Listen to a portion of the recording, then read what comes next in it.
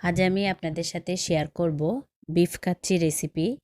Beef kacchi কীভাবে বাসায় সহজভাবে বানানো যায়, এটা আপনাদের সাথে আমি রান্নার সময় কিছু টিপস শেয়ার করব।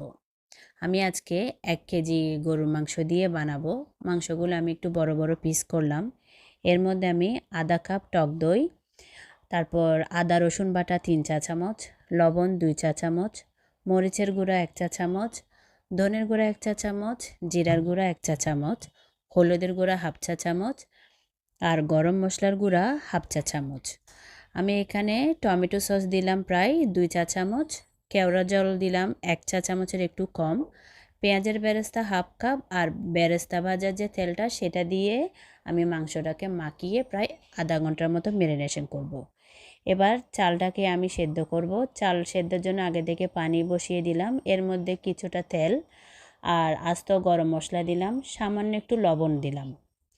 বাসমতি চাল আমি আগে থেকে ধুয়ে 30 মিনিটের মতো একটু ভিজিয়ে রেখেছি। এখানে আমার আধা কেজি বাসমতি চাল আছে। চালটা যখন 60% সিদ্ধ হয়ে যাবে তখন আমি এটাকে পানি থেকে ছেঁকে তুলে নিব, আর ওই সেদ্ধ পানিটুকু আমি কিছুটা রেখে দিব। এবার মাংসের যে হাঁড়িতে আমি বিরিয়ানিটা সেট করব সেখানে প্রথমে মাংসটা দিয়ে এর উপর আমি কিছুটা ভাজা আলু দিলাম, আরও কিছুটা পেঁয়াজের বেরেস্তা দিলাম। এবার রান্না করা ভাতটা দিয়ে মাংসটাকে পুরোপুরি ঢেকে দিতে হবে। সামান্য একটু কেওড়া জল দিলাম, চাইলে এখানে গোলাপ জলও ব্যবহার করা যায়। এরপর যে পানিটুকু ছিল সেখান থেকে 1 কাপ পানি আমি চারিদিকে ছড়িয়ে দিলাম। সামান্য একটু ঘি দিলাম, এতে করে ফ্লেভারটা খুব ভালো লাগে। এবার ফয়েল পেপার দিয়ে আমি হাঁড়ির মুখটাকে ভালোভাবে আটকে দিব। চাইলে এখানে রুটি বানানোর যে ডোটা সেটা দিয়েও কিন্তু হাঁড়ির মুখটাকে বন্ধ করা যায়। এবার ফুল আছে আমি বিরিয়ানিটাকে প্রায় 5 মিনিট জাল দিব।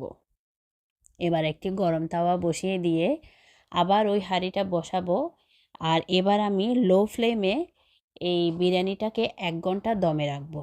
1 ঘন্টার মধ্যে একদম এটা পুরোপুরি বিরিয়ানিটা সেট হয়ে যায়। 1 ঘন্টা পর দেখুন ভিউয়ার্স, আমি ফয়েলটা তুলে দেখাচ্ছি এটা ভাতটা কতটা ঝরঝরে হয়, আর প্রত্যেকটা মাংস খুব সুন্দর সেদ্ধ হয়। আমি বাসমতি চাল দিয়ে করেছি, আপনারা চাইলে পোলাও চাল দিয়েও করতে পারেন।